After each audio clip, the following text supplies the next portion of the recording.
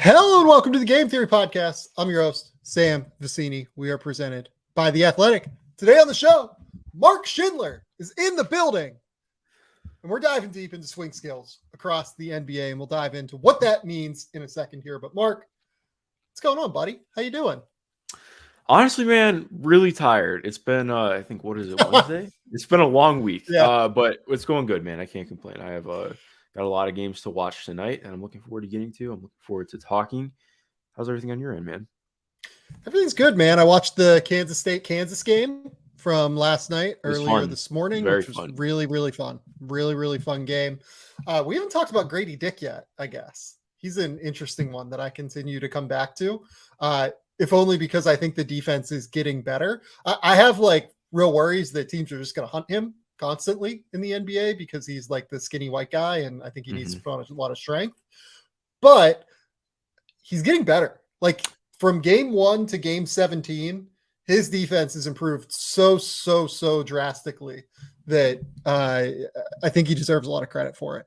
It's kind of funny. Ironically, like I had to dip with about 5 minutes left in regulation yesterday to go do other work stuff, but I thought as much as process wise, I thought he had a good offensive game. Obviously the shots didn't fall, but exactly like you mentioned, I think it's interesting because a lot of his plays come from good hands. Like he'll get stops because he's getting beat, and then he just has really good hand timing.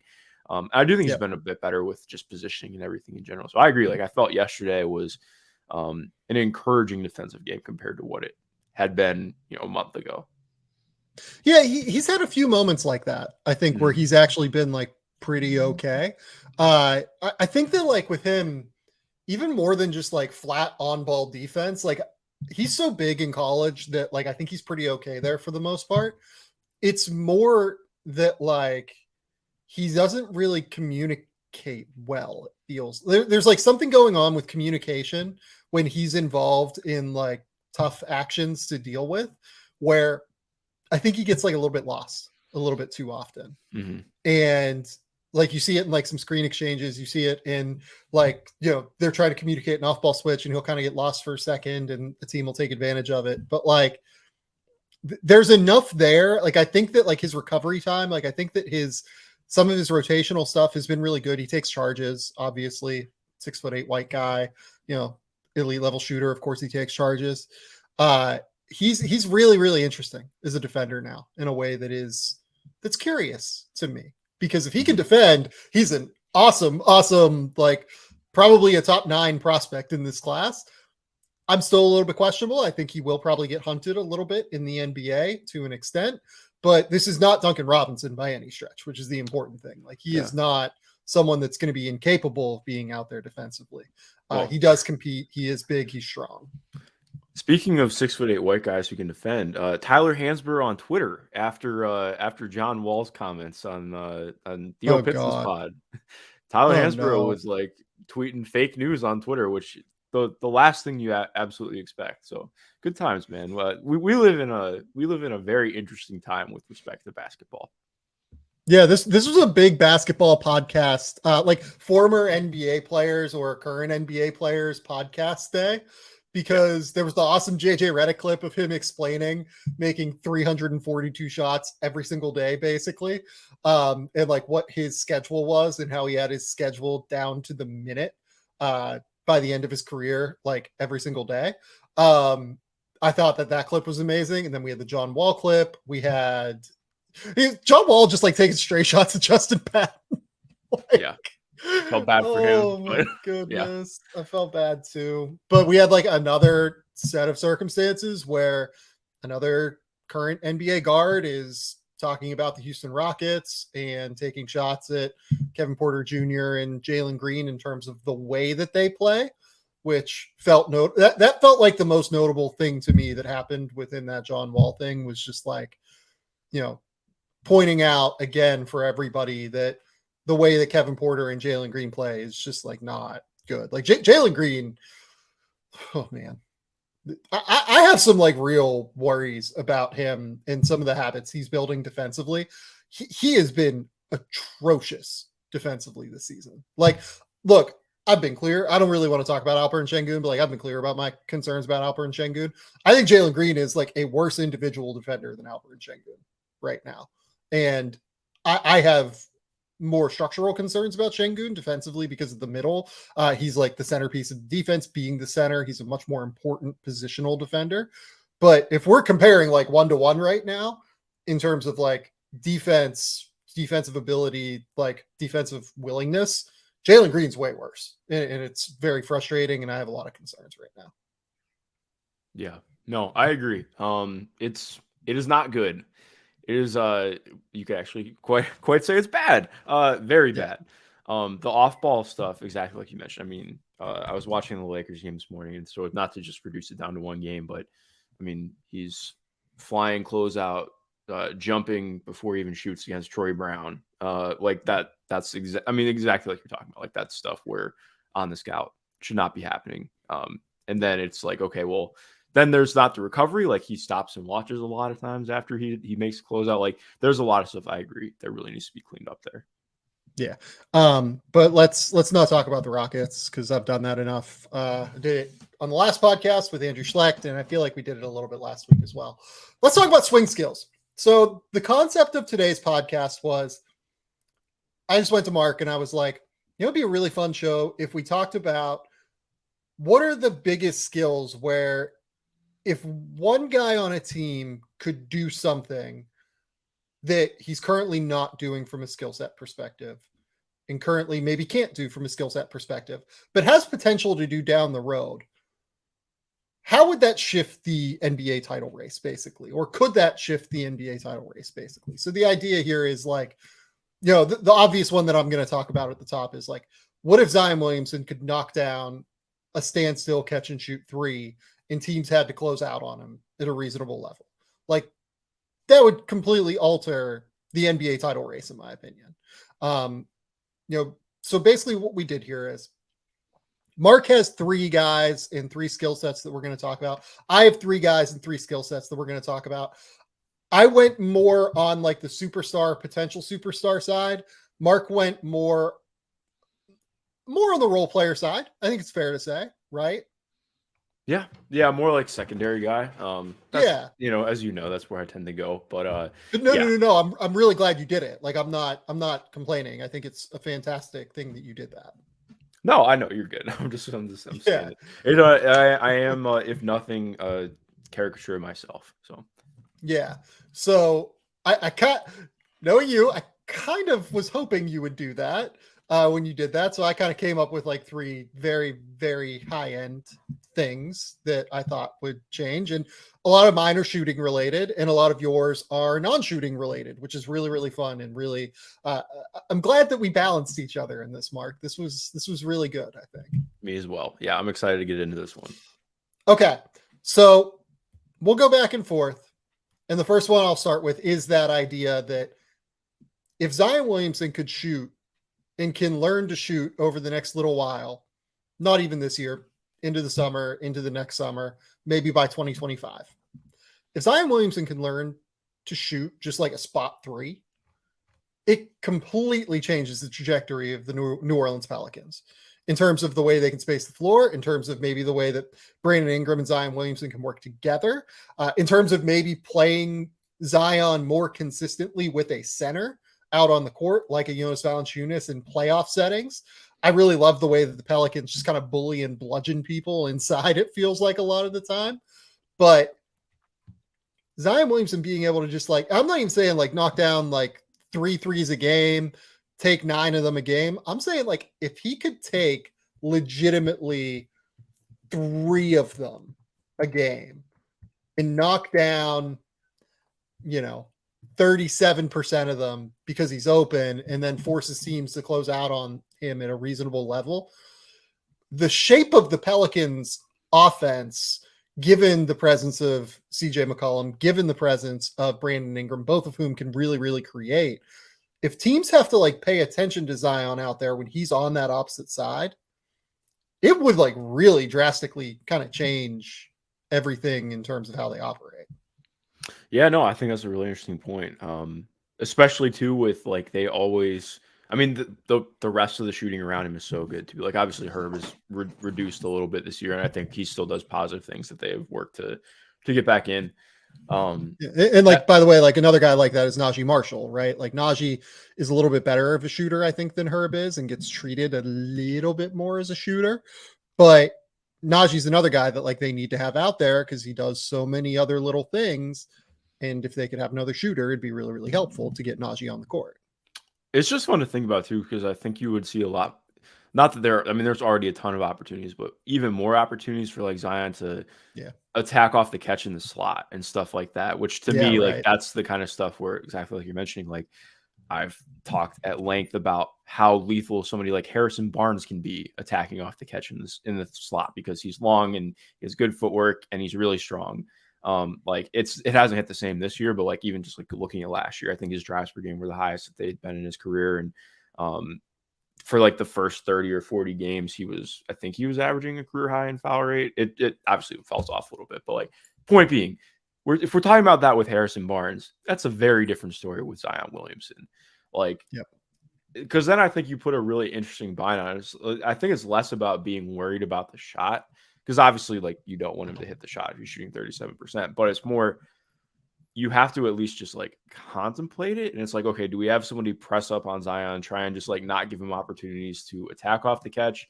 But then does that open us up to, okay, well, what if they just have off ball screening actions happen and we have to figure that out? And then it just gives you even more of a headache. So I think it's interesting. I think I would even take it a step further. I think Zion, not that like he obviously has like really good touch within like 10, 12 feet. If he had like a pull-up 16-footer, like obviously that's not everything, but I think, and it's something that I've fought people on a lot with Giannis. Like a lot of people say like, oh, well, you know, he should just take a 3 instead of taking the 16-footer. And it's like, it's not even about it. Like Giannis last year, obviously his finishing has tanked a little bit this season compared to where it was. But last year he hit a threshold with where his pull-up 2 was at, where his post game was at, his post fade, that defenders legitimately had to check him. Like it was at a level where it's like, okay, we can't just let him take these because he's too good at them. And it's also at the point of like, okay, if somebody's hitting something right in your face, it's really hard as a defender to just keep letting it happen. But then that opens up even more so of stuff where, it's not the quote unquote like line drive from 25 feet out, but okay, when Giannis has gotten to the point where he's so coordinated and fluid and strong, when he can attack a face-up situation from 16 to 18 feet, it's game over. And then that opens up passing windows. That opens up just so much more. And I think with Zion, you could see a lot of the same thing. I'd be so interested to see what can happen if he can work in more like, what does it look like with him if he starts to like work in some pacing as a ball handler and trying to figure out some more stuff like that. And I mean, I would argue that he has just, I don't know if I want to phrase it quite like that, close to the same level of like court vision and ability to move the ball as Giannis does. Like obviously the windows aren't quite the same because he's not 7 feet tall, but like you just start talking about really interesting stuff with that. And I think that's stuff that legitimately could be in his future. Well, and even like think about the way that like, for instance, dribble handoffs with Zion works, right? Yeah. Like if you run a dribble handoff with Zion, the defender is going so far under on the wing. You know, if Zion's coming up from the left corner or from the right corner, going to his left, taking a dribble handoff from someone like a CJ McCollum or someone like a Brandon Ingram, right? That defender is going to slide way under, probably to like the 12-foot range, just to try and load up and be ready for when Zion tries to bully his way to the rim. Imagine if he took 2 dribbles real quick and jump stopped. And think about Zion's like jump stop ability, right? And again, like this comes back, it's a similar thing to what you're saying in terms of like, you know, slashing into the slot and cutting into the slot and then like driving that way. Like all of this stuff kind of plays a factor, right? Like if he could stop and pop from 16 feet, even in those circumstances, it really would like completely change the trajectory of his game.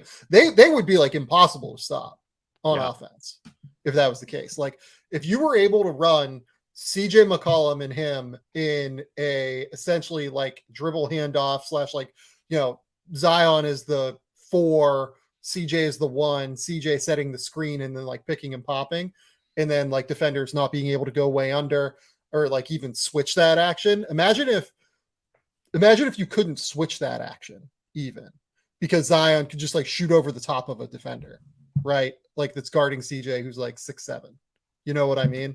Yeah. Yeah. That would make things extremely difficult and interesting. Yeah. It's just it'd be kind of sick, wouldn't it? Like I kind of need Be it in very my sick. life. Yeah. No, I would And very like, much look, want to see that. here's the thing. Like there's a history of guys being able to develop this skill. Like Julius Randle, his first 4 years in the NBA when playing for the Lakers, he took something like, let's see here, 144 threes in 4 years. Zion Williamson so far for the Pelicans in his 3 years has taken 67 threes. So not far off in terms of volume, basically on a per game basis. And Julius Randle has developed into a guy that like is straight up like a 3-point shooter now. Like you can say whether or not the results are as good as you want them to be, but you know, he's taking 8 threes a game and is making them at 34% from the field, like, or making them at 34%. And he's been much better over the course of the last like little 25 game stretch. If he's that guy, if Zion Williamson becomes that guy, he's the best player in the league, probably, right? Yeah. Yeah. I mean, we're starting to talk about that stratosphere if he's there. Yeah. But like, even if he gets to a third of that, right, it'd be pretty enormous for him. Oh, definitely. So, do you have anything else on this? This is an interesting concept to try and think through now. Like that is a swing skill. Like that swings title races if Zion Williamson can shoot. I don't have anything else to add on it. I think it's more just like it's a very fun theoretical, and I do agree. Like I think that's one that we could legitimately be talking about in 2 or 3 years. And also just shout out to him again. Top 10 season in the NBA so far right now. It's been a little bit muted because he's been out, but it's been ridiculous this year. And the Pels are still chugging along. They've been fantastic. Yeah, they're still, I believe, third in the West. They are just behind the Grizzlies and the Nuggets, both of whom are absolutely terrific teams. If Zion Williamson keeps along this trajectory, he's going to be, you know, second team All NBA, probably, right? Yeah, I think so. So, okay. You're up. Your first swing skill that could change things substantially for a team involved, for players involved. And by the way, like, yeah, we kind of talked about the player involved there with Zion. Like, you know, again, if Zion can shoot and pull up from 16 feet and shoot like a spot 3, that's the best player in the league, I think. Yeah. Yeah, no, exactly. So, I mean, we're talking about like, a team that's been top 10 in offense and defense for most of the year. And you're talking about that being like legitimately that, okay, I think that's getting pretty close to best offense just on a whim like that. So fun to think about. For me, I went with DeAndre Hunter in Atlanta. And it's just more like latent skill. So like, okay, if his handle gets a little bit tighter, gets a little bit more shake to what he can do, and he starts to see things a little bit quicker. So in other words, if he could really play the 3, I think that's what would open up for him, because right now, I think one of the biggest issues with their lineups is that he just like there are a lot of guys who they can get the advantage for DeJounte, and then they really aren't able to fully capitalize on it. Like there's a lot of ball holding, a lot of pausing. And I think like I like DeAndre. I think I still am fine with the contract that he got. Part of that's because I just don't really care for contract talk. But in looking at what he can do, I think that is what they are really hoping to see from him. There's always been the stretches and flashes. Like he's had some really nice stretches lately that have been promising. But again, I think seeing this become a consistent thing where he can routinely create off the dribble, and it's not even like, okay, let him isolate and create off the dribble. No, it's like, okay, can you catch and go? Just doing that stuff routinely. Can you keep the ball moving? I think that's stuff that feasibly he can get to on during this contract. And that would make a really big difference for this team, because right now I think they can really, their offense can struggle at times when he's playing the 3 for them. So that would be, especially when we're talking about a team that with John Collins likely finally on the move this trade deadline, and with some possibility to see just a little bit more of their wing heavy lineups, even with the starting lineup now, I would be very interested to see that, because then you're talking about actually having more versatility throughout their team, because then you have a guy who can really play the 3 and the 4 instead of just being really only a positive on offense at the 4 right now. and having the ability to be more of a two-way player through that would be really exciting to see. Well, everything with him seems to be more on his terms when he has it going on offense. You know what I mean? Like, it's a lot of that mid-post stuff that Nate McMillan loves to run. It's a lot of, I'm going to try and drive. He's like, he has the thing that Malcolm Brogdon used to do where like he catches and pauses all the time. Mm-hmm. As opposed to like just moving quickly and keeping the offense in flow and in rhythm and allowing them to keep the advantage. I think in part because like he has an advantage on guys for the most part. Like he is 6'8", he has a high release point. Like I think that he tries to survey for what the best way for him to score is a lot of the time, as opposed whenever he gets that advantage on that kick out and he has to pause to do it. And I think that that's what worries me a little bit about him, I guess. Like it's almost like the processing speed needs to go quicker, right? Like that's actually kind of what we're talking about, right? Yeah, definitely. I think again, like I think it totally goes hand in hand too with like, okay, he's seeing things faster, but also you get more like just if his handle's just better in general, I think you get more in terms of just margin for error with that. But exactly, I think it's just doing everything a little bit quicker would really be pretty game changing for him as a player, honestly. Yeah, no, I totally agree. And like, here's like a good question. Like, how do we think this would change the roster construction of the Hawks moving forward? Because I think it actually would change things pretty substantially for them because it seems like the John Collins thing is going to end at some point here. Maybe they get through the season, but look, I tend to think that when things go this far, at some point in the next 6 months, at the very least, it'll reach its logical conclusion, right? So let's say they do move John Collins. I do feel like, because we also have a circumstance where they have AJ Griffin on this roster, who is a guy that has shown more flashes driving the basketball than what we saw at Duke, I think, but still has his own questions in terms of being able to consistently create from the three as like a secondary playmaker.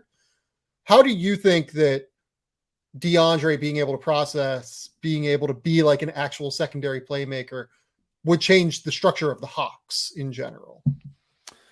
That's a good question. I think maybe in some ways you could put it as that opens up even more room to be willing to play AJ. I think obviously I'd actually argue that AJ, in terms of what they need offensively at the three, he's been their best option in some ways. Like you obviously you have trade-offs with what is actually getting put out there.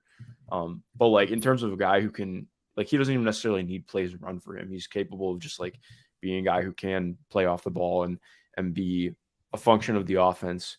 Because I think that's the stuff DeAndre doesn't necessarily thrive at right now. So I think when you're talking about, okay, if you can have two guys who are doing stuff like that, especially with like part of what's hard is in some ways, okay, is this just boiling down to this being a Trey problem?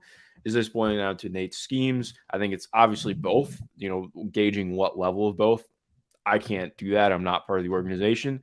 But in terms of what they run now and how vanilla it is, and considering that they're pretty much just playing off of the advantages that Trey and DeJounte create, like having two guys who can capably keep an advantage going and create just a little bit like that's game changing. Because especially right now, like exactly, like I feel like so often you see like Atlanta can get a pretty good initial bend in the defense, and then the play just kind of dies because of the way that the teams are willing to guard their spacing.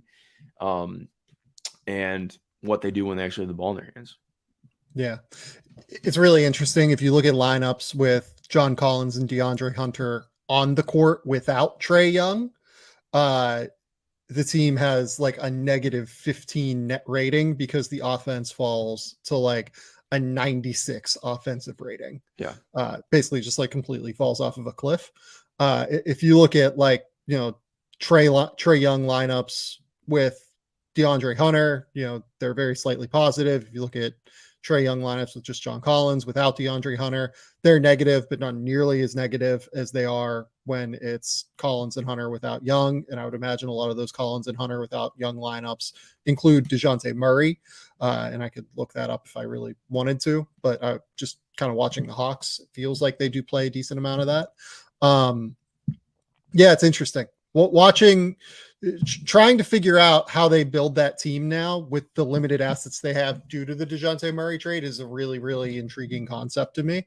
They're going to have to trying to figure out what they do with the John Collins deal and what they actually target for him is fascinating. Do they try and rebalance the roster a little bit in terms of, do we go get a wing? Do we go get someone like Bojan Bogdanovic in a deal like that? Or do we try and get someone who could be like a secondary playmaker? Or do we just go get another 4-man? I saw a report that was yeah, the Hawks are looking for a spacing 4-man in a deal with John Collins. And I was like, wait now, John has made 37% from 3. I know he's in a slump this year, but over the last 3 years, I think he's at 37 from 3. Are you going to do much better than that if you trade John Collins for a player like this? So yeah, how they rebalance that lineup is big. And I actually think that the gamble that they have now taken on DeAndre Hunter with this contract, they are expecting him to take this leap.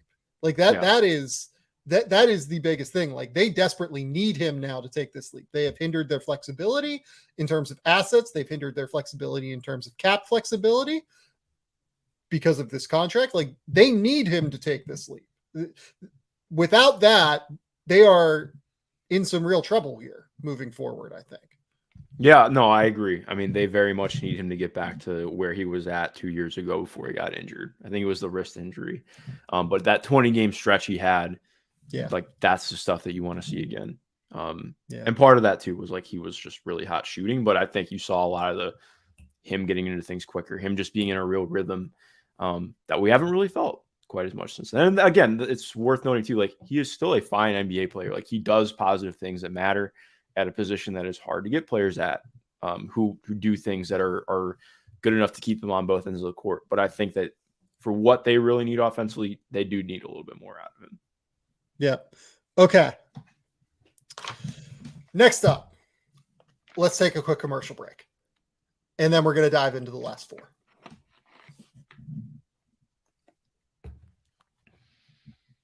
Okay, Mark and I are back.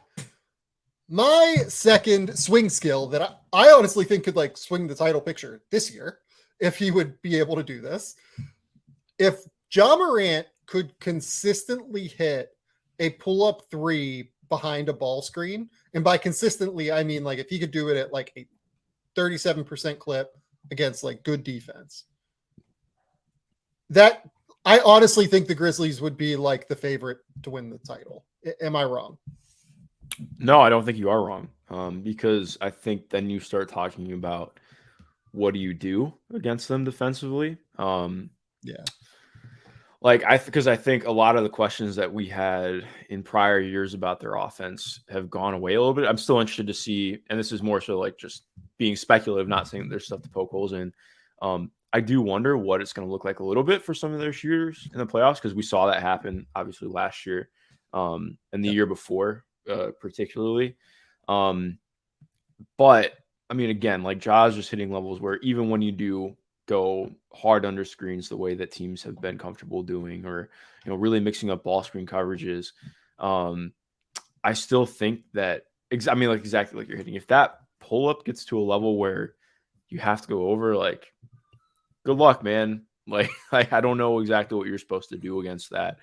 And with the surrounding talent, Desmond Bane, him being back, he has been fantastic. Still, he hasn't been quite, back to, the all NBA levels that he was looking at earlier in the year. But this recent stretch, over the last week or so, I think he scored 24 plus in 3 of the 5 games. He's really just looking like himself again. So you get excited about what that can be. Obviously, Dylan Brooks is going to be Dylan Brooks. There's always going to be some streakiness there, but it's a guy you have to worry about to an extent. And confidence. A lot of confidence, Mark. There's not a lack of confidence in Dylan. That goes without saying. Also, as much as I have a quick gripe.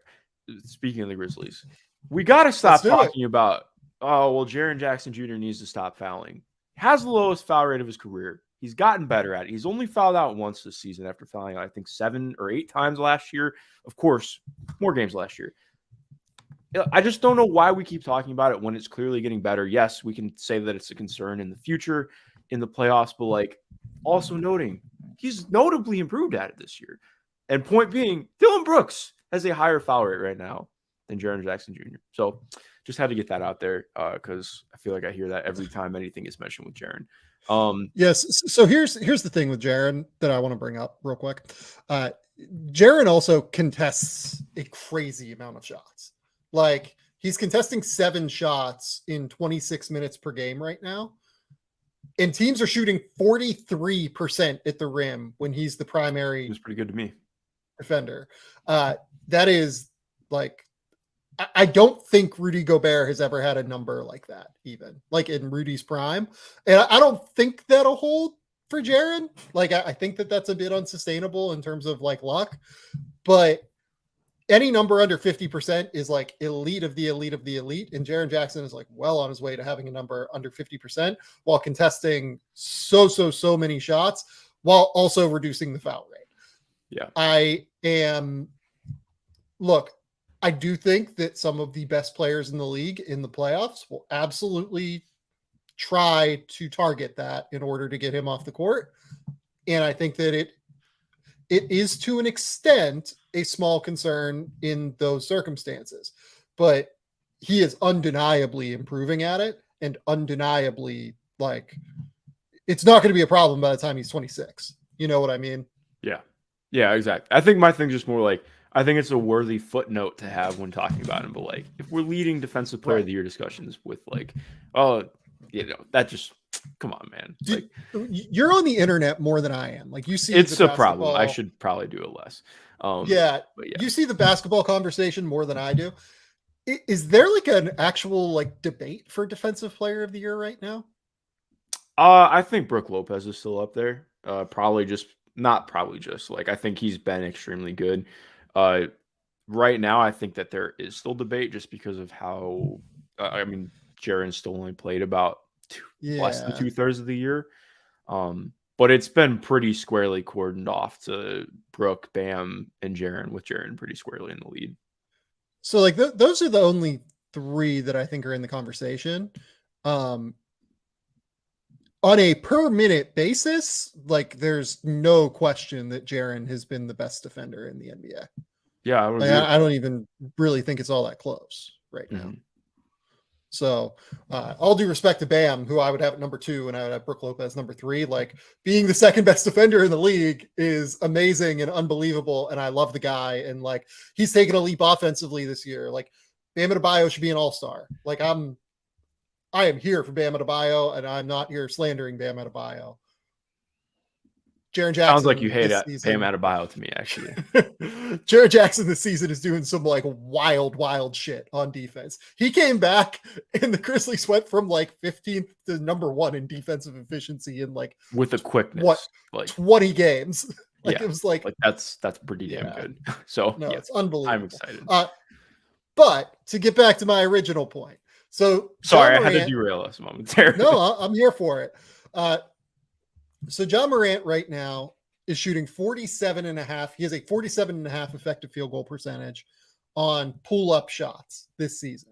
That is basically in the 30th percentile or so among I think there are 48, 49 players that have taken at least, or that are averaging at least 5 points per game on pull-ups. Do you know who's last, by the way? This is a concerning number for me and a bit strange. On pull-ups in the league? Effective field goal percentage on pull-ups among players that are averaging at least 5 points per game off of pull-up jumpers. Is it Giannis? It is not Giannis. I don't know if Giannis is averaging that many points off of pull-ups for what it's worth. Okay, I thought it was close. He'd probably be below this person, but I don't think he's taking as many. Yeah. I'm trying to think who it would be. Can I get like a hint? It is a guy that would like undeniably be all NBA this year. Undeniable All NBA, and he's bricking like that. Yeah. Why am I losing? Is it De'Aaron Fox? No, It's wait, he's not Jason. undeniable All NBA. Sorry, Yeah. my bad. Forget I said that. No, no offense to De'Aaron Fox. Love De'Aaron Fox. He did cut out a It's lot of the mid range that stuff this year though. yeah, it's Jason Tatum. It is. Wow. I knew it was Look, I that know low. I he's didn't realize it was that low. I know he's been on a cold streak as a pull-up shooter. I'm like pretty blown away that he's at a 40.9 effective field goal percentage as a pull-up shooter right now. That's pretty wild. Yeah, That's that gonna is pretty turn. crazy. That's gonna Like that breaks my brain a little bit. yeah, that's gonna turn. Like, there's no way he's gonna shoot 40.9 on pull-ups for the rest of the year. Effective field goal percentage. Yeah. Man. 27 point. He's at like 27% from three on pull-ups right now. Yeah, that's gonna change up. I'm excited for that. But Ja Morant again, 47.5 effective field goal percentage. That's pretty solidly below average. And the big thing with him is he just doesn't take them, right? Like he's only taking 3 pull-up threes per game, and it's largely because he can get to the rim almost at will. But when teams in the playoffs really start to load up for you, I think when teams start to like actually try to take away what you're great at in a 7-game series, they're going to make it harder on Ja. And if Ja had that counter, I think it would completely change. I honestly think the Grizzlies would, at the very least, win the West if Ja Morant could hit that pull-up jumper. Mm-hmm. And I think it'll come for him at some point. I don't think he has bad touch. Like, I think that he showcases a lot of potential for growth there. But, you know, we'll see what the team looks like in a couple of years as well. Like, he has every opportunity, I think, to like really improve that. And if he does, it's going to swing like the NBA title picture in a real level. Yeah, no, I agree, man. And I think that we're trending towards that happening. So I'm excited. Yeah. 33% on pull-up threes this year for Ja Morant. If he could get that up to like 36, I think that would be big. And more importantly, just like be willing to take them, right? Like don't take 3 of them per game. Like if you could take like 5 or 6 of them per game, even if you're shooting 34% on them, taking 5 or 6 of them per game, I think that teams feel like you're a much bigger threat to do it at the end of the day and guard you just a little bit differently. Yeah, that's where I'm at on Ja Morant at this point. Yeah, no, I dig that take. Are you ready for mine? Because I have Let's do it. I have a different one. So mine, part of this is born out of nostalgia from watching the 2017-18 Pacers and wishing that we could see him back to his full form. But mine is, what if Victor Oladipo got his lift back? Because that has been the biggest issue for him. And I mean this fully just saying, like, I'm just thrilled that he's able to play basketball still like that. I'll never forget watching that injury live. That was like the worst. At seeing any injury live sucks, but that injury by far was like, that was devastating shit. I think for me, his ability to get to the rim has still been there. I think his handle is never like, his handle's been fine, but like, I do think like there's just been, he's always had like some weird like bobbling with the ball since he injured his knee. So point being, like, if he just really kind of regained that, which obviously I don't know if that's super reasonable, but like if that happened, again, getting to the rim is not a problem for him. It's the finishing there that I think has typically been a problem. Like he's shooting 43% at the rim this year right now. It was higher last year, but that's again an 8-game stretch, so you got to take it with a grain of salt. Basically, since 2017-18, it's been quite a bit down, and I think even just looking at that, it's impacted his shot quite a bit too, especially on his pull-up. I just like not, and I think we're thinking more in terms of like this being reasonable. So like, let's say that it gets back to 90% of what it was instead of it being like around like 75 or 80% right now. Cause he has the burst, but like, okay, if some of that decel comes back and some of the ability to really rise up off of 1 foot comes back, then then you're talking about him like being that legitimate secondary creator alongside Jimmy Butler and like obviously Tyler to an extent. Like he's a different kind of creator, but like getting that guy who's really getting to the rim, who can create having. You're right. Like Tyler is a different kind of creator. Yeah. Oh Jesus! Wow. What a sentence construction that was. That's gonna haunt me. But I've been thinking a lot about Odd Future today, so that just I guess that's dreams become reality. But yeah, I like that would be very cool to see because I think like you always like, and again, while noting like he does positive things on the court, the defense from him is still awesome. I love watching Victor play defense. But I just think again, you're talking about a guy who's back to being like an incredibly impactful offensive player if he gets that lift back. Even just like it doesn't need to be, you know, what he was in Indiana. I don't think that's ever happening again, right? Like if he even just got that little bit back, it would really help. Like having another shot creator is what Miami like desperately needs right now. Someone who could space the floor or someone that can be like an actual shot creator. Kyle Lowry can't really separate anymore. Jimmy Butler, like what have you thought of Jimmy's season? I don't want to be too harsh. Like it's been like you look at the numbers and it's been very good. Like I mean, just like looking like there's like no drop off from what it was last year. Which is pretty I mean, he had an incredible season last year. I thought he, you know, not quite the same season as 2021, but still very good. It hasn't hit the same for me. And maybe that's just a product of Miami's whole ecosystem right now. Like, he's felt a little bit more deferential this year. It's not quite the same, but I do feel like I think that he could take more shots at the rim than he does. Like he will drive a lot and then kick the ball out. Which that's part of being a driver. Like you kick the ball out for open shots, but I think there are a lot of times where it's like, dude, you have an open look at the rim. Like, it's, I don't know. And again, this is not meant to slander him. Like, I think he should be an all-star this year. He's been really damn good, but it does feel weird. Like I'm kind of on the same train as you. It's felt different this year than it did years prior. I wouldn't even say I think he's been like not good this or like below his standard this year. It just does feel, it feels purposefully different almost. More so than there's like, I don't think there's been a skill drop off. Do you? No, not at all. I don't think that there's been an athleticism drop off. I don't think the skills dropped off. It just feels like kind of like you're saying, it feels like a little bit of a conservation type thing. Like he's not finishing as well at the rim this year.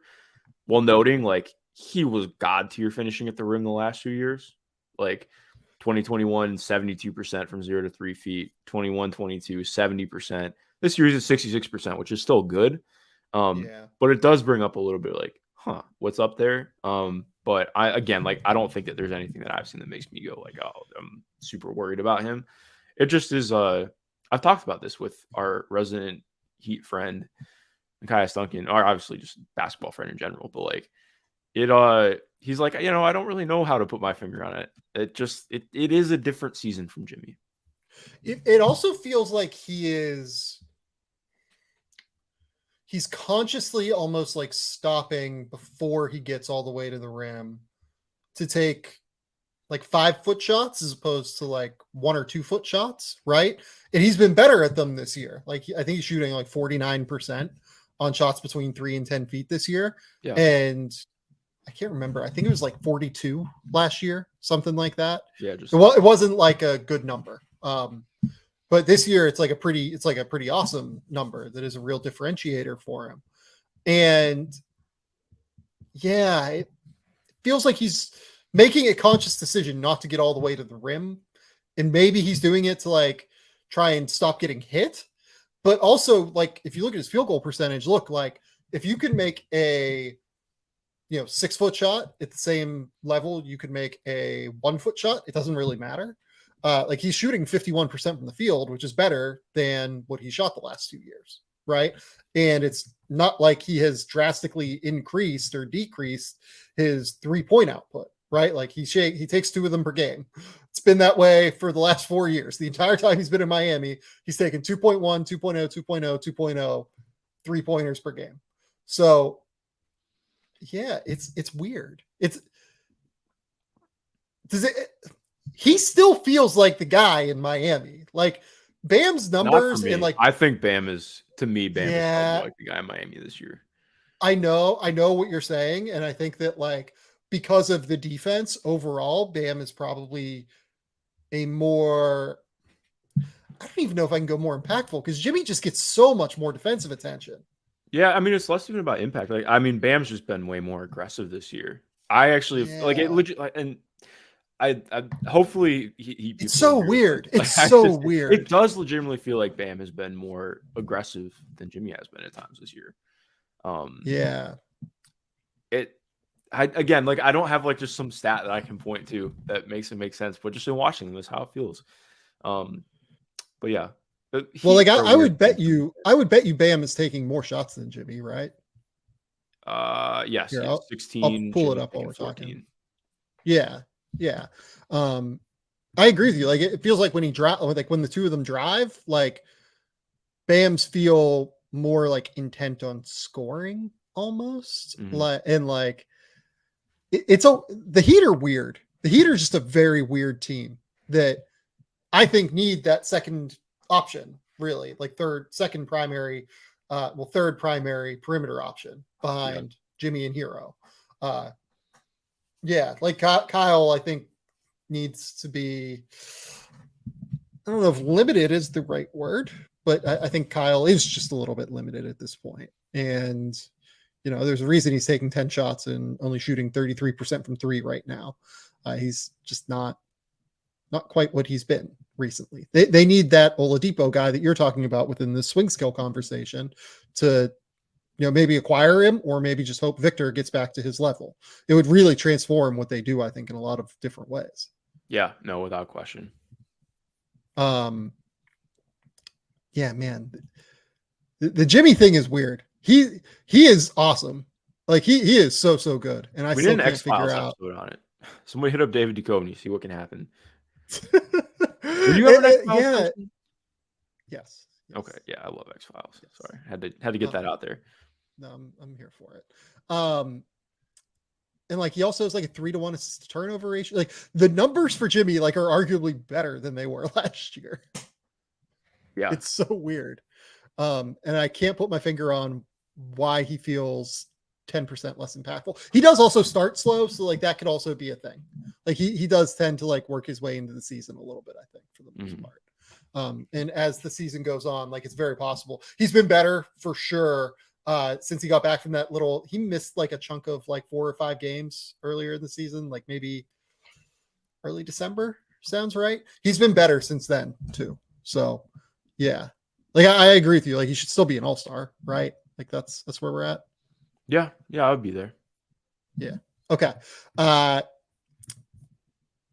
My third one is going to be Evan Mobley being able to space the floor and shoot in any regard. I think it would open up his game, and I think it would open up the Cavs offense so drastically if he could really, really knock down shots. And like, for me, this is, let's just start with catch and shoots, right? Like if he could hit pull-ups, like holy shit, like he might be a top 10 player in the league at some point. But let's just start with catch and shoots. Like if Evan Mobley could knock down a corner 3 consistently, if he could knock down a wing 3 consistently, where when Darius Garland and Donovan Mitchell are running ball screens with Jared Allen, and you have Jared Allen diving to the rim, and you have an actual option to kick out to that is Evan Mobley, he becomes immediately the best 3rd, 4th option in the league, I think. Right? Yeah. No, I like what you're saying. I think what's hard, maybe not the best. Sorry, that might be. He'd at least be, if you're counting him as the 4th option, he's definitely the best 4th option. Well, yeah, when you 3rd consider option, what defensive impact and stuff is too. Yeah, I get what you're saying. I think, I mean, it's tough because like right now he's very much in the state of like his best offensive skill is passing. And it gets a little bit muted sometimes being the 4. Like I think when he and Jared are playing together, you see some really positive things. And like their big to big passing is always a blast. But I think part of the difficulty is with what their wing situation is. it's not that he's the That's the only big thing. non-spacer out there. It's like, okay, well, we have to put you in the corner, and then we have somebody in the slot who's not a shooter either. So you're just going to get totally sagged off of, and people aren't going to worry about it. That's what makes it hard. I think they've done a lot of really fun stuff to watch from like a scheme perspective. If they try and be very intentional about, getting him or Jared on the move if they're out in the corners, or like just doing stuff to try and not have to have them spaced up at all. But it happens every game. Like there's going to be moments where that happens. It's and what I was leading into too, like it's just tough with noting Scotty Barnes in the way that it's easy to like be like, oh, well, I want this guy to be an all-star now, when they have such high flashes of what they did in their freshman campaign. Because like I can look at it and be like, okay, well, Scotty, his passing like the last 10, 15 games has hit another level. Really that has good. been Really exceptional good to watch. And obviously it's been a little bit like Toronto's still losing. Well, I mean, they've been playing a lot better recently, but they're still just where they're at in the standings. I think that's been a little bit lost in the sauce. Well, and another thing on why I think it's been so good is that offense generally, I think, has more movement now. They've been using him a bit more as a screener recently, and then hitting him with pocket passes and letting him like get downhill before he gets the ball, and then be able to make processing reads on the fly. And, the offense actually has movement now because they're using Scotty more as the screener, I think, which is really valuable. Yeah, I've really loved it. And then, I mean, just going off that with Evan, like it's tough because I feel like I've seen a lot of consensus of like, oh, Evan's not having a good year. It's not as good as last year. And I think it's hard just because the expectations get brought up, and that's not to say that people can't have opinions, but like he's meaningfully improved this year. It's just not quite as loud as I think people wanted. Like the 2-point percentage has improved drastically. And that's not just a stat thing. He's been a lot better finishing through contact. It's still like he still needs to get to a point where he doesn't always have to bring the ball down to go up with it, but he's gotten better with that on the roll this year. Just generally his finishing approach has been a lot stronger in all facets. That hasn't borne out in the jumper yet. I think I'm just glad that he's still trying it and doesn't seem like deterred by it at all. So there is good stuff there, but it's just with where the Cavs are right now, like it's hard to not look at it and be like, oh, well, what if? But exactly where you're at, like I think I very much believe in what his touch is and where it can get to, and I think that we're heading towards that, and that's the exciting stuff because he is by and large like probably my favorite prospect in the league. Just watching him play basketball is awesome to me. Why is that? Explain that before we move forward here. At least for me, like for how I've been watching basketball, he is legitimately the best rookie defender I'd seen in watching basketball. And granted, I didn't start heavily watching basketball until 2017-18, but that's still, you're talking about a lot of freaking rookies who have come in and playing at a position that normally takes quite a few years to really acclimate as a defensive player. And then it's like bringing the passing too, because again, like you can look at the box score and be like, it's 2.7 assists per game, can't be that much, but his playmaking vision and just actual feel for the game and where to be and how to make himself available. Like he's so good. He's so sound. And it's hard for me to not just love everything about watching that dude play basketball. Yeah, I completely agree. I think he's like just hyper intelligent. The way he uses his length, the way he uses his processing ability, it's one of those things. I talked a little bit about this on the podcast, I think with Schlecht, where I talked about like Josh Giddey having a fast brain. Like Evan Mobley has a fast brain and has fast like limbs and quickness and speed and can get everywhere. And that's why he's everywhere. That's why he's everything everywhere all at once defensively. Right. Like it's really, really, really, really, really impressive. I think he's going to win a defensive player of the year at some point. Like very, very confident on that. And look, the counting numbers were never going to go up this year. The team acquired fucking Donovan Mitchell. Like Donovan Mitchell's going to take possessions. There was never going to be a circumstance where Evan Mobley's counting numbers, Evan Mobley was not going to average 20 points a game this year.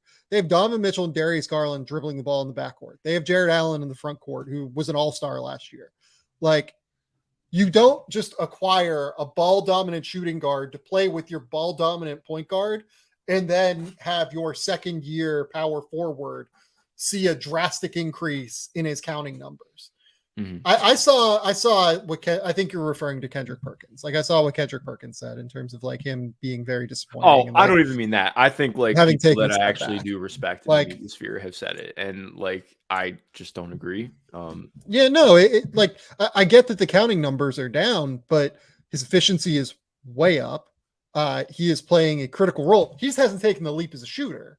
Like that's it. That's what it comes down to. Like you would not expect the counting numbers to skyrocket when his usage is down because they acquired Donovan Mitchell to play with Darius Garland. Like, yeah, no, breaks my brain. It breaks my brain. You know, that's just not the way basketball works. It just isn't. It is not. Yeah. Do you know how many balls? Not how development works either. Do you know how many basketballs are on the court at once, Mark? Well, if you can count the ones that are backup ones, at least 10. But no, yeah, it's one. Yeah, it's one. You play with one basketball. Yeah, that's my rant on counting numbers right now. Not telling the tale with Evan Mobley. Okay, you're up with your final one here.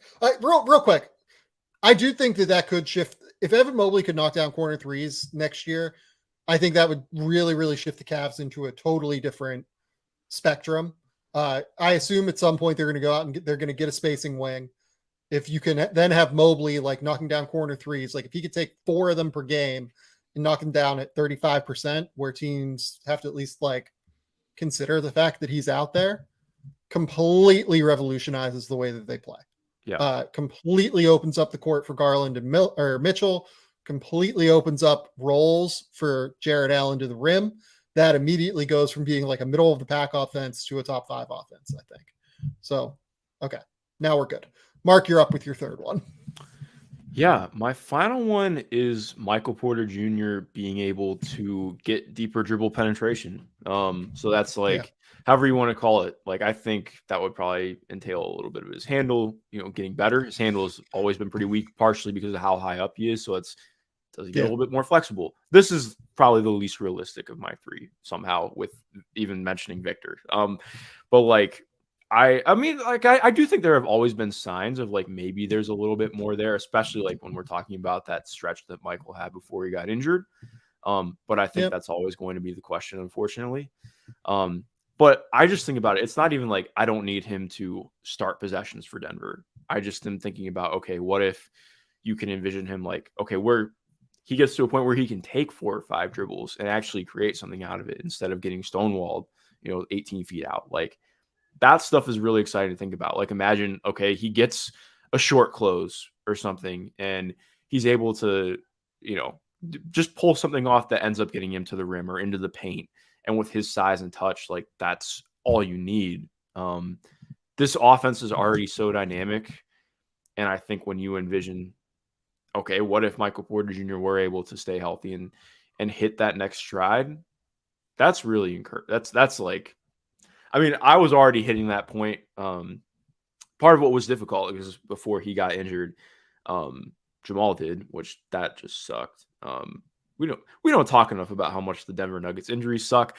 But like, I mean, when you have that stretch for Michael, seeing what he's doing as this otherworldly movement shooter, just crazy shot maker, playing off of the best passer in basketball, like, and then you imagine that with, oh hey, Jamal Murray's here too, and you get that trio, and then you're obviously, I'm not expecting Michael to average 30 points per game, but like he gets back to that point, or he gets to a point where it's like, okay, I can create a little bit. I can bring something off of this. That's like, how do you guard that team? Like, can you imagine? Oh yeah, go ahead. Yeah. Well, like the other thing is like, imagine like him having more control over the ball, like his ball handler in general. Yeah. Like I think that would probably help his passing. Oh, for sure. Yeah. And like, he's a guy that can be like a Stacey Patton level black hole of basketball. There's no way you know what I'm referring to. I don't know who Stacey Patton is. I don't even know if you were old. I don't even know if you were born when the movie Eddie came out. Have you ever seen the movie Eddie with Whoopi Goldberg? I know that it exists, but I've never seen it. I've seen GIFs from it. That's all. That is an Eddie reference. God damn it, Mark, you're so. Who does she take over? Does she take over the Knicks? The New York Knicks. Oh, yeah. Okay. And then they use the actual players for it, right? Or some Not of like them? the actual Knicks players, but there are NBA players in it. Yeah, Like yeah, John that's what Sally's in it. Yeah, Malik Sealy, not Malik Rose. Yeah, but yeah, no, it's a good one. It's a good one. You should watch it. Find it on your I'll find internet time. I'll somewhere. find time. Go buy it on DVD. It's probably like 45 cents, like in some discount bin. Dude, I don't even know where I would watch a DVD right now. That's part of the Do you problem. have a PlayStation? Oh, I do have a PlayStation. Never mind. Yeah, there you go. It's easy. I haven't bought a hard copy PlayStation game in like 5 years. I haven't bought a hard copy PlayStation game, but oh, Mark, you better believe I'm getting back into physical media. Bought some DVDs yesterday or 2 days ago. Got The Third Man finally. Got Escape from Alcatraz. And got Death on an Isle. Not the new one.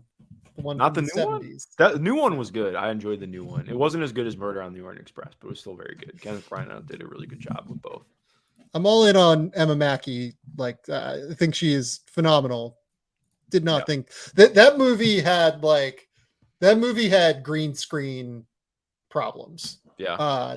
Where it just seemed like Murder on the Orient Express, like it felt like you were more on a train. That movie felt like when they're on a boat, it felt like, oh no, they're just like on a green screen somewhere, and this kind of looks like shit. I think, probably because of COVID, to be honest. But yeah, it was that was frustrating, I thought. Regardless, Michael Porter Jr., I think like it would really help him to be able to have real control over the ball in terms of passing and in terms of like getting the ball to his teammates, getting things in the flow of the offense a little bit more. Like, I think that would really help. Yeah. What else do you have on Michael Porter Jr. here? I don't have anything else to add on Michael. I think that was it for me, man. We fell into an Eddie rabbit hole and a physical media rabbit hole. Like, here's the thing. I actually do think the Nuggets could use one more shot creator. Like, I think it would help them to have like just. I know that Nikola Jokic is unbelievable. I think it would help them to have someone who could like just get a shot over somebody. Jamal Murray's closing in on that. It's very possible that Jamal Murray becomes that guy again. I don't know if he's quite there yet, and I wonder if he's going to get there before the end of the season. Mike Porter Jr. is not going to, become some unbelievable shot creator by the end of the year. But I think they do need one more guy that if teams just load up to stop Jokic, and it's hard to load up to stop Jokic because he's obviously the best passer in the league. So like, if you load up to stop him, you have to double him and he's just going to slice and dice you and find the open man. And when they have so much shooting on the court, they're almost an impossible problem to solve offensively. I wonder if they can run into like one guy who can at least slow down Jokic just enough one-on-one that it then becomes a situation where they need a guy who can just go get a shot. And I think Jamal can get there. I don't know that they have it yet. I'm not 100% sure that they have it, which is a concern whenever you're a team that I think has legitimate, genuine title aspirations. Like, this team can absolutely win an NBA title this year. Mm-hmm. No, I agree. So, Mark, do you have anything else you got to get off your chest? Do you have any strong basketball takes? I don't think I have any strong basketball takes right now. I will say I just started rewatching Naruto again.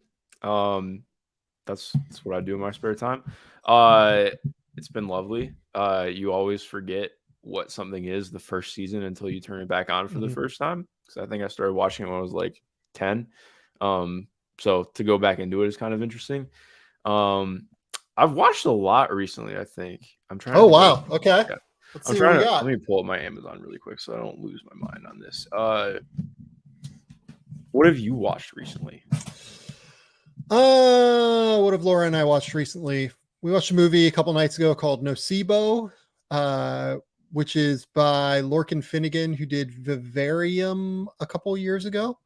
Okay. Interesting movie, just very on the nose. I didn't quite enjoy it as much as I had hoped. Looks stunning visually, looks absolutely amazing visually, but wasn't quite for me. Laura and I did since we've talked recently, I've done the double feature of Avatar and Tar last week. I double tarred. Nice. So, yeah, both of those are amazing. You should see them both. You should see Avatar in a theater, and you should just watch Tar. Tar is okay. I feel confident. Here's my take on Tar. I've written a lot of words about it on Letterboxd already. I think it is basically a masterpiece. And based on what the pundits are currently saying at the Oscars, it seems like Tar is not going to win Best Picture. I think it's going to be that movie we look back on in like 5 years and we just go, what in the entire fuck happened here? How did we miss this? Like, how did this not win Best Picture? This is the dumbest thing in the world that something else won Best Picture other than Tar. Okay. I have it on my watch list. I just haven't gotten around to it yet. So that makes me want to get into it. It's 2.5 hours long. So like be prepared. But that's a long movie. Yeah, it's amazing. Okay. Well, I'm excited for that. I have it again. It's on my watch list. Avatar. I'm not gonna have time to go out to the theater. I'm gonna see it eventually, but don't have theater time. It's just been a lot of TV on my end. So I watched White Lotus season 2 last week. What'd you think? I liked it. It wasn't. I think it. I just don't know how you could recapture the first season. But I thought it was still very good. I enjoyed it. I liked some of the directions it went. It was. I think that's one that I'll kind of want to rewatch again to get a better feeling for it. In some ways, I feel like I was invested in every single storyline, but like I think you get more pulled in to one direction by the end before, the stuff with the two couples like really blows up the last like 2 episodes. And I think it goes kind of fast. Like I almost felt like it wrapped like an episode too soon in some ways. Like it could have been drawn out a little bit more. Not even necessarily drawn out more, but like the conclusion just felt like kind of sudden. Well, I think that like what they could have done was, I think they didn't have like the best balance, maybe, because like the Albie character and like the 3 generations of Italian American family members, and like the way that, you know, Italian American family members have changed throughout the years. Like, you know, it's pretty clearly commenting on, you know, intergenerational differences. Yeah. I was less engaged in that storyline, I would say. Yeah. And I think they could have balanced it better. They could have probably put more time into the couples and a little bit less time into that. Yeah, I agree. Because I think like there was the way that things were starting to go with Albie, I was like, this dude's going to turn into like a neo-Nazi by the end of the fucking season. And did not go that direction, fortunately, because that wouldn't have been very fun to watch. But like, as soon as it starts getting like oh, well, I'm just a nice guy, but I'm like, oh no. Like no, and then that was fun. But I mean, shout out to Jennifer Coolidge, man. She is awesome. Just the best. She's just awesome in this. The absolute best. She had like, I think that is what made the series for me. Like the last 2 to 3 episodes, with her and everything starts to kind of unravel, and you're seeing obviously everything happen a million miles per second faster than she is because like that's her character. And then just how she dies after everything plays out is like mind-numbingly stupid, and it just fits. So I loved that. What else did I watch? Because there was something else that I watched. Oh yes, I'm trying on where, because I know it was I'm trying to make sure that I pull up the right one. I watched the Last of Us on the night it came out. I watched it right when it came out. Haven't watched it yet. Good. It's okay. I won't spoil it. It's so good. Did you play the games? No. Oh, you didn't play the games? Okay. You're not gonna have the same connection with it. Yeah. Dude, that's tough because you like drama and you like horrors. So like, and I like video games. So it's just a blind spot for me in terms of the video game. But yeah. Oh, you need to. I would almost say that you need to before watching it. There's no way I'm gonna have time to do that. There's no time to actually play it. Yeah. I have to go see Babylon and spend 3 hours in a movie theater at some point. Yeah. There's no way I'm gonna 3-hour movie is just like that's just hard for me, man. Yeah. The first time I ever saw a movie like close to that long was Peter Jackson's King Kong when I was like 8. Oh yeah, that one is overly long. That one it's a drag. It's like you can cut out a half hour that easily. It was very cool, but yeah. But no, I fully recommend Last of Us. It's Pedro Pascal's awesome in it. Bella Ramsey's really good. You're not going to get the same feeling without having played the game. Not to be like you have to. No, of course. I think it's still worth watching for sure. But just for me, it was like in some ways because I was so attached to the game. Like when I was, like kind of coming of age, like same age that the main character is supposed to be. Is when I was playing the game growing up. When did that come out? Would that have been like? Ooh, let me look it up. I wonder if that's like Skyrim for me. I think it's a little bit because it came out like right when the PS4, right before the PS4 came out, because it was on PS3, and then it was like the first big face scan game they did on PS4. Okay.